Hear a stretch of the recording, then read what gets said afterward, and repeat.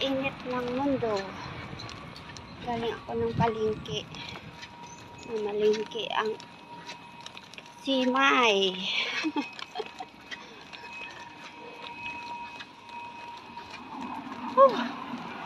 Grabe.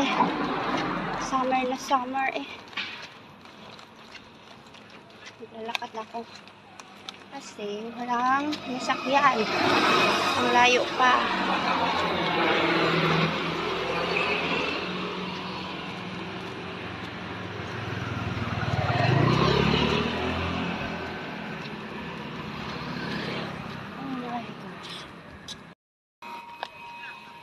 Ang daming bunga ng lungkan. Maliliit pa. Maliit lang ang kahoy pero hindi sa labas ang bunga, wala sa loob.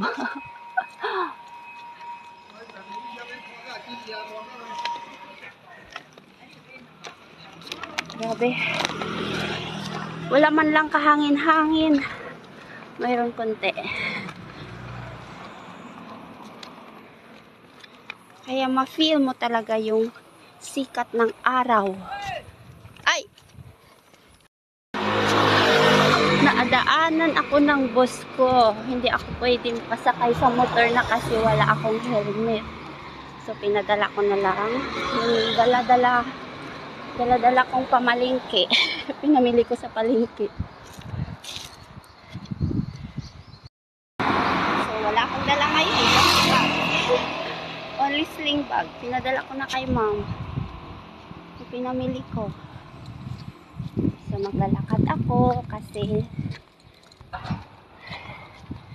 sobrang init. Sa underground ako dadaan pero wala akong susi. Abangan niya lang daw ako. May susi ako sa entrance sa taas pero sa underground wala. Oh my God. Kita mo yan? Blue na blue ang langit.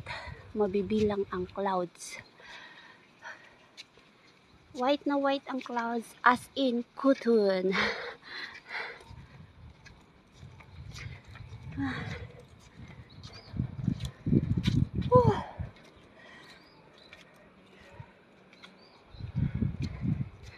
Imagine.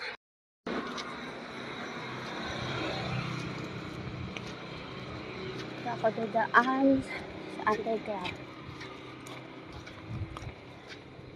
Ando na yata si ma'am. Bilis lang yan kasi naka-motorcycle sa ang sarap ng hangin. Sana ganito na palagi. Ito nung init. Ang sikat ng araw basta may hangin. Wala masyado ang init ng mararamdaman. Ayun. Diyan ako sa underground. 2 basement.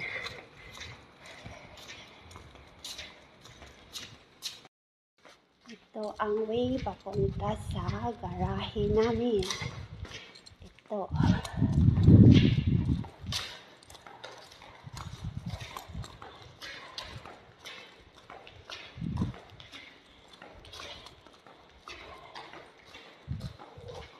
Ayun, ang sa dulo. Yung sa amin.